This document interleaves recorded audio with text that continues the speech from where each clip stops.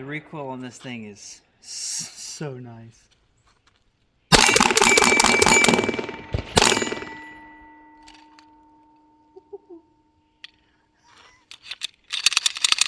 I like that. This is one of my favorite guns, and I'm about to tell you why.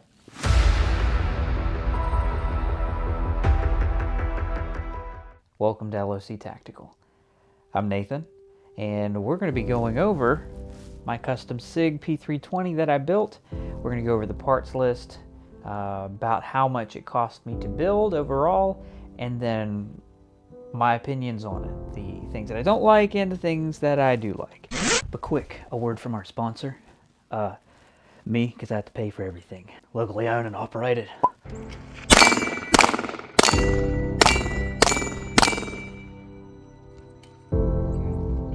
Go.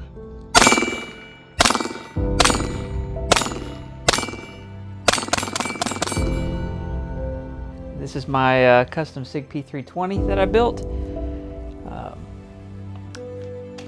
Disclaimer, not disclaimer, I guess I should say before we go any further, this is one of my favorite guns, and I'm about to tell you why. So right here, we have the X-Carry grip module. Absolutely hate their other ones. So the only way that I was going to get a Sig is if it had this specific grip module. So we have the X-Carry grip module. We have a Holosun Combat mag release. We have Killer Innovations Magwell. We have a Pro Cut slide. We have a Herrington Arms Compensator. Inside here, you won't really be able to see it from there, but inside here we have a Dawson Precision Recoil Management spring and guide rod. We have a gas pedal, and we have the 407C Holosun red dot. I love this setup. Now, there were a couple reasons as to why I chose what I chose for this gun. Like, everything had a specific reason. I didn't just go, oh, that looks cool, I'm buying it. The slide and the X-Carry grip module. The reason why I chose this slide was because it was a compact. So they label it as a 3.6. It just means it goes to the 3.6 inch barrel. So they call it a 3.6 inch slide for that reason. So I chose a 3.6. Then I chose the X-Carry grip module because I wanted not a full integration, and I didn't want no integration. I just wanted a partial integration. Why did I do that? Because I wanted to be different. You can check Google. Up until this point, I have not seen any other partially integrated comps to this extent. Either it is partially integrated in that it's 3/4 of the way partially integrated, which is pretty much full integration, or it is no integration where it's completely sticking past the rail. I don't know if you would officially call that a dust cover, but whenever it sticks completely past it, the comp does. Whenever it sticks completely past it, it is considered not integrated. And then whenever it starts getting into the rail slash, I have no idea if it's called a dust cover or not. I didn't even research that before I started talking. But whenever it sticks past this rail, it is non-integrated, and whenever it is set inside of or all the way inside of, it becomes a partial or a fully integrated compensator. So Herrington Arms actually has multiple different ones, but I wanted to have a good length because this X300 is fairly long, and I didn't want to have this short little gun and then a massive chunk of light sticking way out past it. the Herrington Arms Comp. There are a few different comps out there, but this one, in my personal opinion, I think the Herrington Arms Comp is the nicest looking one out there. I like the angle down here, so that way it looks like it tapers into the gun itself.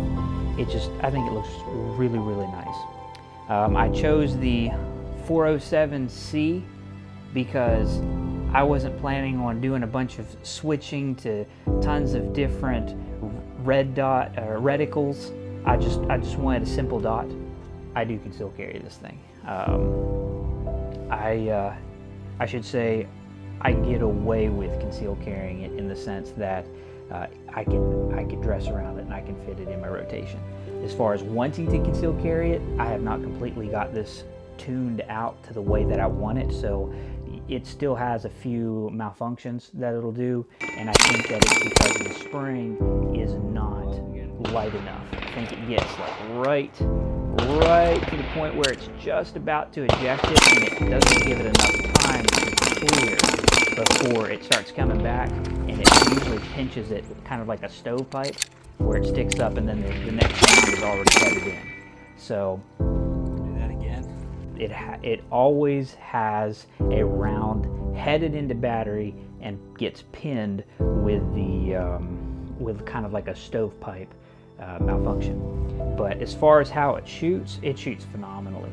So I was kind of curious how a comp would work with 9mm, because 9mm doesn't have a ton of recoil anyways, and but yes, it mitigates a lot of recoil. I would even say that when shooting this compared to shooting my Staccato P, they feel very similar in the amount of recoil perceived.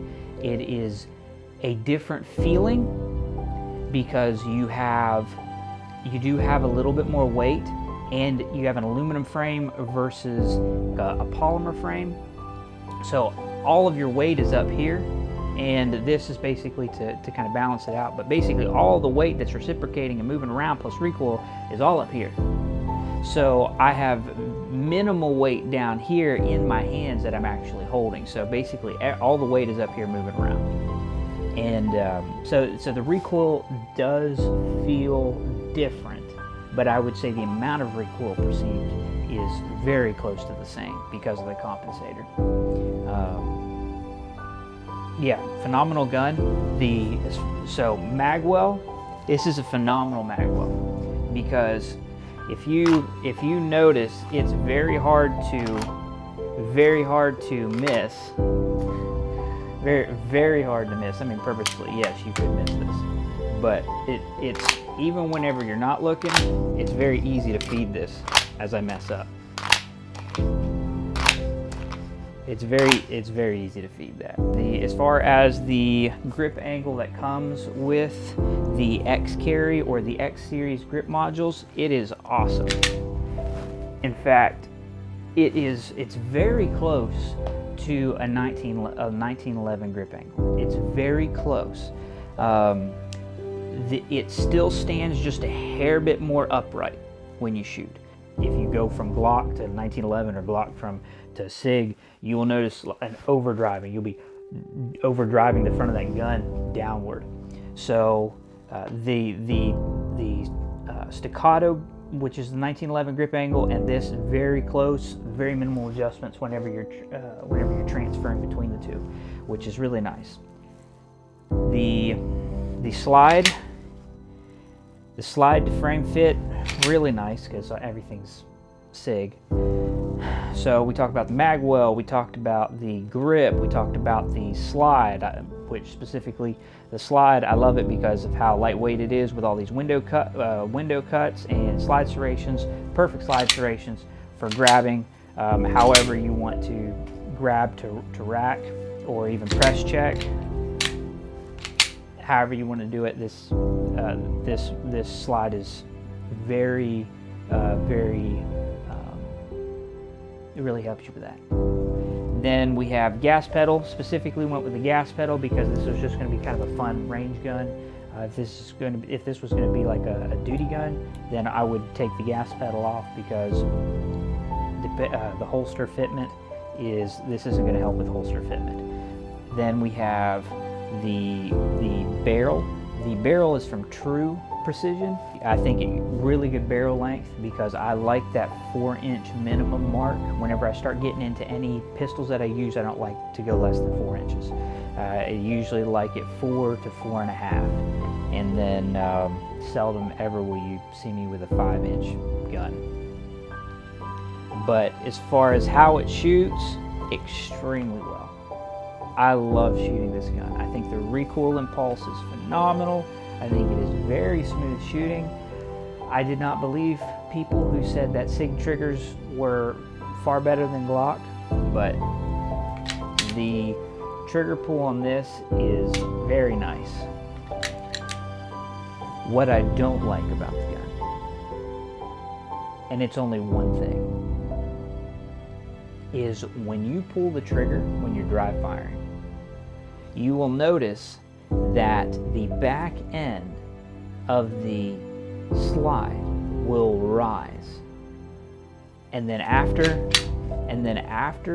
your trigger breaks, you'll see it fall. And I'll even show you. Watch this. So watch when I press the trigger. 1, 2, 3. You see how when I press and pull the trigger, it shifts in the back like that? That's what I don't like. And then you'll see whenever I let the hammer fall, press. Yep, you see it shift up. And let me see if I can get that red dot in there. I can't point anything with that. So watch it rise or drop. See it drop right there?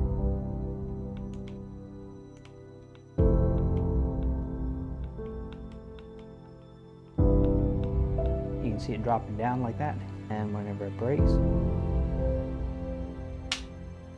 And I think that's very sketchy. So if somebody knows why that happens, I've not done any research on it yet.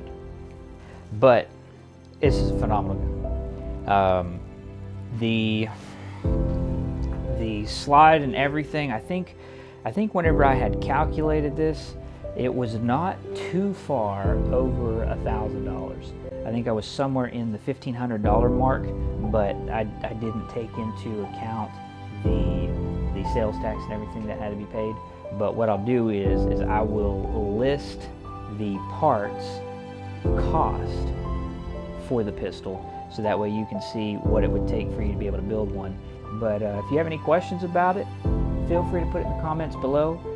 Even if you'd like to make fun of me, that's fine too, because I'm an easy person to make fun of.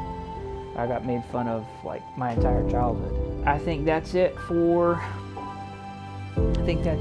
think we've covered everything on this pistol. If you liked the video, feel free to like and subscribe, and maybe even share it with somebody. So I think that wraps that up. See y'all later.